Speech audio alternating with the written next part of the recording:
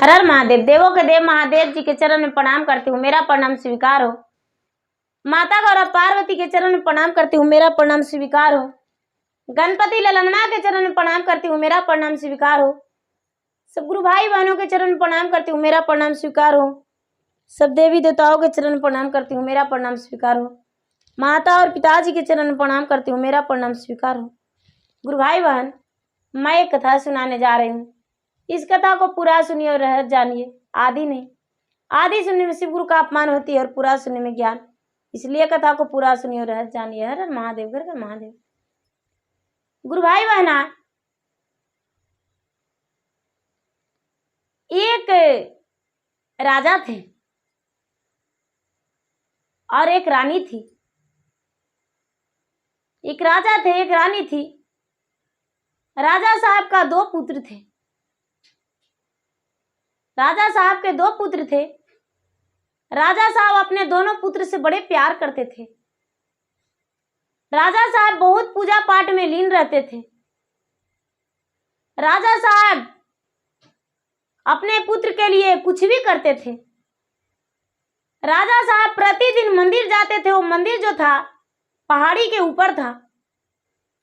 प्रतिदिन लोटे में जल भर के और शिवलिंग पे चढ़ाते थे और भगवान भोलेनाथ का भोग लगाते थे। राजा साहब और कुछ नहीं मांगते थे।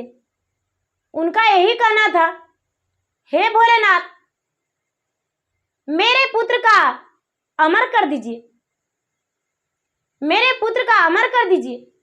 यही कहना था। गुरु भाई बहन, माता पार्वती और भोलेनाथ कैलाश पर्वत पे बैठे थे और चारों दिशा में देख रहे थे। चारों दिशा में देख रहे थे। चारों दिशा में देखते देखते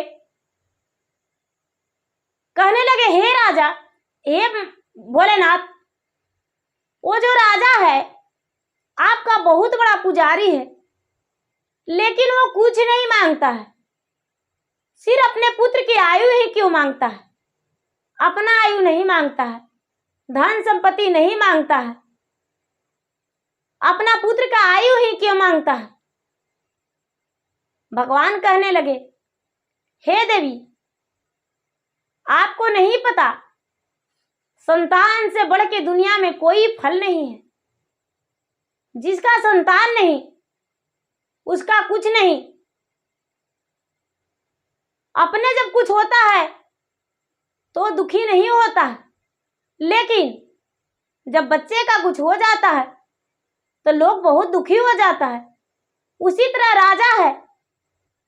राजा अपने बच्चे के माया जाल में फंसा है। गुरु भाई बहना, जब माता पार्वती कहते हैं कि राजा जीवित है, गुरु भाई बहना, भोलेनाथ कहते हैं अपने पार्वती से, देखिए देवी, आगे आगे होता है क्या?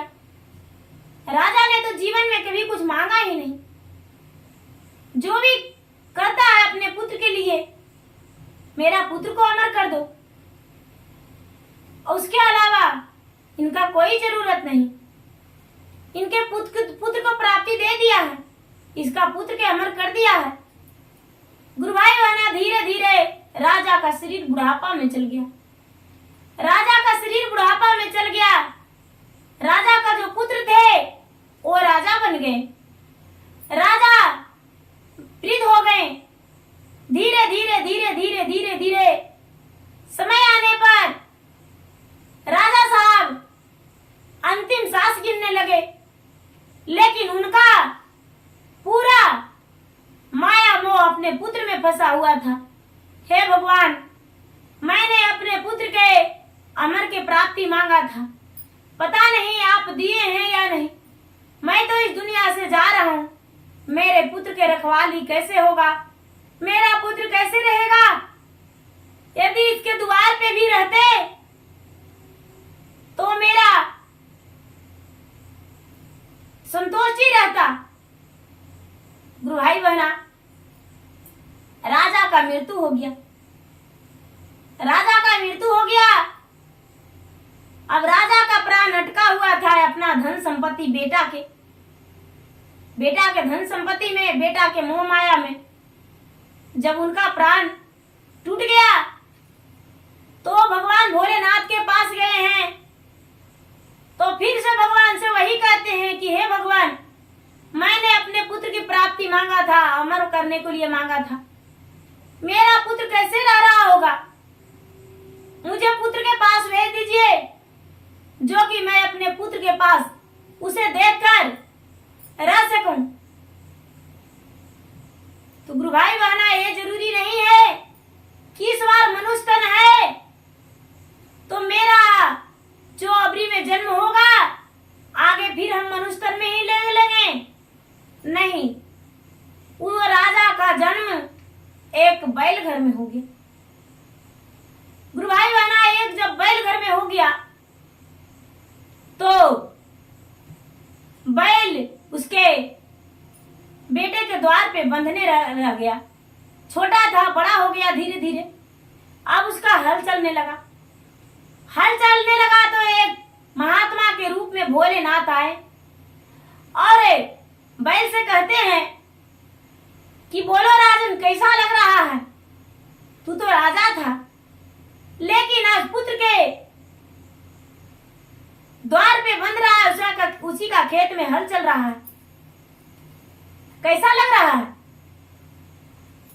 बैल बोलता है, महाराज आप नहीं जानते, यदि मैं अपने पुत्र के द्वार पे नहीं रहेंगे तो पता नहीं दूसरा बैल आएगा, हल सही से चलेगा कि नहीं, मेरा बेटा का खेती बाड़ी होगा कि नहीं, क्या पता। इसीलिए थोड़ा मेरा पुत्र का और लंबा आयु कर दीजिएगा, है तो मेरा पुत्र। गुरु भाई बहना, धीरे धीरे वो बैल का बुढ़ापा आ गया, फिर भी पुत्र में ही प्राण अटका हुआ था। बुढ़ापा आ गया, महादेव आए, कहने लगे तू चलो मेरे साथ स्वर्ग शिवलोक चलो। बैल बोलता है, हे महाराज, मेरा पुत्र मेरे बिना कैसे रहेगा अकेला? गुरु भाई बहना, बैल का मृत्यु हो गया। पिछला जन्म हुआ, फिर से उसका जन्म हुआ तो एक बहुत बड़ा बकरा घर में हुआ जन्म। जब बकरा घर में जन्म हुआ तो उसी राजा के द्वार पर, राजा के घर में ही जन्म हुआ। जब राजा के घर में जन्म हुआ तो ये तो सोचता ये तो सब मेरा ही है। धीरे धीरे बड़ा हो गया। एक दिन राजा के द्वार पे बहुत सारा अन्न रखा हुआ था, बहुत सारा अन्न रखा हुआ था। ये जो बकरा था वो खाने लगा। जब खाने लगा तो उसका बेटे ने डंडा उठा के बकरा को मारा, जो टांग टूट गया। बकरा को मारा, जो टांग टूट गया। ये बकरा पूरा कस के मां मां चिल्ला के भागा और बोला, हे महादेव, आपका कहना सत्य था, कोई नहीं संसार में अपना। जिस धन को मैंने कौड़ी कौड़ी बनाया, उसी से आप उसी के खाने में आज मार पिटाया। आज तो मेरा पैर भी टूट गया और इस घर में भी अब हम नहीं रहना चाहते हैं। हे भोलेनाथ, आप मेरे पास आइए और मेरा प्राण को हर लीजिए। अब ये मेरा पुत्र नहीं, अब मैं इसके पिता नहीं। हे भोलेनाथ, मुझे इस दुनिया से ले चलिए। महादेव आए।